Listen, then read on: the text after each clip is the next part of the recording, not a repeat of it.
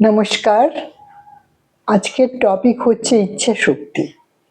আমাদের ইচ্ছে শক্তি এমন একটা জায়গায় পৌঁছে দিতে পারে আমাদের সাফল্যকে বা আমাদের জীবনের যে কোনো পরিস্থিতিকে।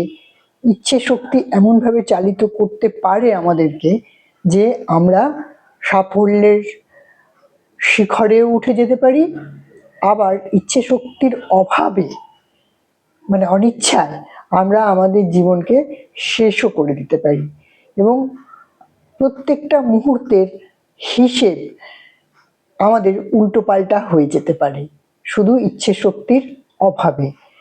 আবার ইচ্ছে শক্তি দিয়ে আমরা বিভিন্ন রকম আবিষ্কার করা বলুন বা জীবনের যে কোনো প্রবলেম বলুন সলভ করা, সেই এমনি আপাত দৃষ্টিতে মনে হবে কি যে প্রবলেমটা বোধহয় কিছুতেই সলভ করা যাবে না, একদম পিঠ ঠেকে গেছে আপনার পাঁচিলে।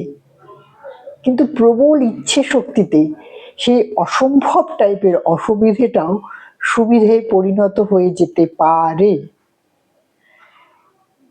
ইচ্ছে শক্তির এতটাই আপনার প্রভাব আমাদের জীবনে আছে। দেখুন, আমরা তো অনেক বইতে পড়েছি বা আমাদের এরকম অনেক মানুষ আছে যারা ইচ্ছে শক্তি তাদের এত প্রবল, পা নেই তাও সাঁতার কেটে ইংলিশ চ্যানেল পার হয়ে যাচ্ছে।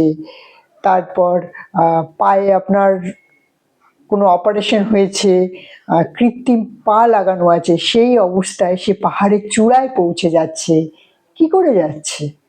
মনে হয় না ব্যাপারটা অসম্ভব?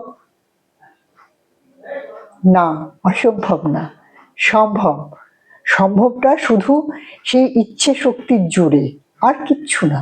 স্রেফ স্রেফ স্রেফ ইচ্ছে শক্তি। আমাদের জীবনে অনেক রকম সমস্যা আসে যখন আমরা আর পথ খুঁজে পাই না। মনে হয় কি করব কি করব কি করব, এলো মেলো জীবন। সেই সময় প্রবল ইচ্ছে শক্তি যাদের মধ্যে সঞ্চারিত হয় বা যারা জীবনটাকে পজিটিভ ভাবে দেখে এবং সেই সমস্যাটাকে সমাধান করার ইচ্ছে শক্তি নিজের ভেতরে চাগার দিয়ে সেটাকে সঞ্চারিত করে, তাদের প্রত্যেকের, ইচ অ্যান্ড এভরিবডি, প্রত্যেকের কিন্তু জীবন থেকে সেই সমস্যা চলে যায়। অনেক মানুষ আছে যাদের আপাত দৃষ্টিতে আমরা ভাবতাম এ আর জীবনে কি এমন সফল হবে, হ্যাঁ ওই আছে, খাবে দাবে, বিয়ে হবে, বাচ্চা কাচ্চা হবে, সংসার করবে, কোনো রকমে চলবে, বা সেরকম কিছুই করতে পারবে না। আমরা এরকম অনেকের সম্পর্কে ধারণা পোষণ করি। দেখা গেছে ভবিষ্যতে সেই মানুষগুলো সাফল্যের চূড়ায়, শিখরে রয়েছে। হ্যাঁ বন্ধু, স্রেফ স্রেফ তাদের ইচ্ছে শক্তির জোরে।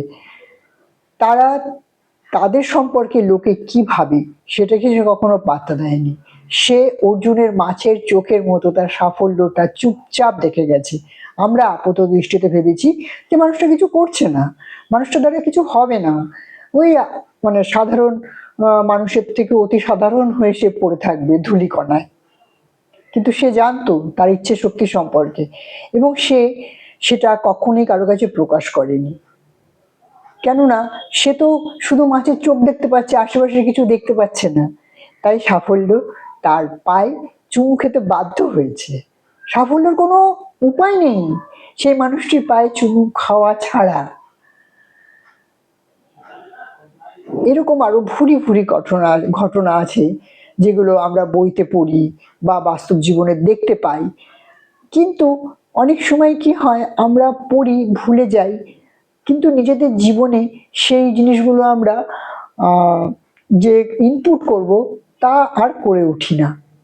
আমি বলবো প্রত্যেকের জীবনে কিছু না কিছু সমস্যা আছে, সমস্যা এখন আছে, পরে থাকবে, আসবে, বর্তমান অতীত ভবিষ্যৎ সবসময় কিছু না কিছু থাকে। সেগুলোর দিকে মন না দিয়ে, সেইগুলোর প্রতি বেশি মনোযোগ না দিয়ে, নিজের ইচ্ছে শক্তি দিয়ে আপনি আপনার সেই সমস্যাগুলোকে একটা একটা করে সমাধান করে দিতে পারেন।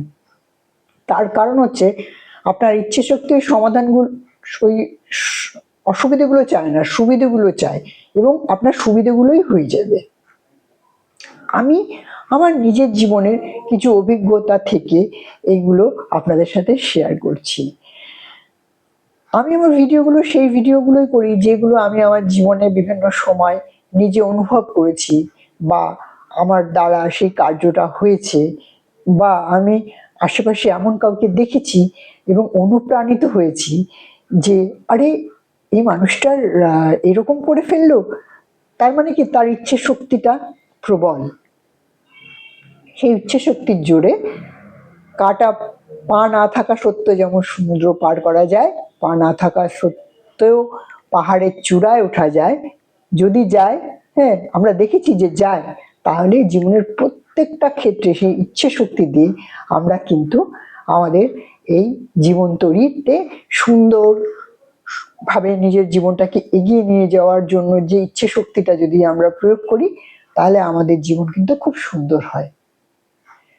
আজকে এই ভিডিওটা এখানেই শেষ করছি, আবার একটা অন্য কোনো ভিডিও নিয়ে আবার আসবো। ভালো থাকবেন, সাবস্ক্রাইব করে দেবেন আমার চ্যানেলটা আরো নতুন নতুন টপিক দেখার জন্য।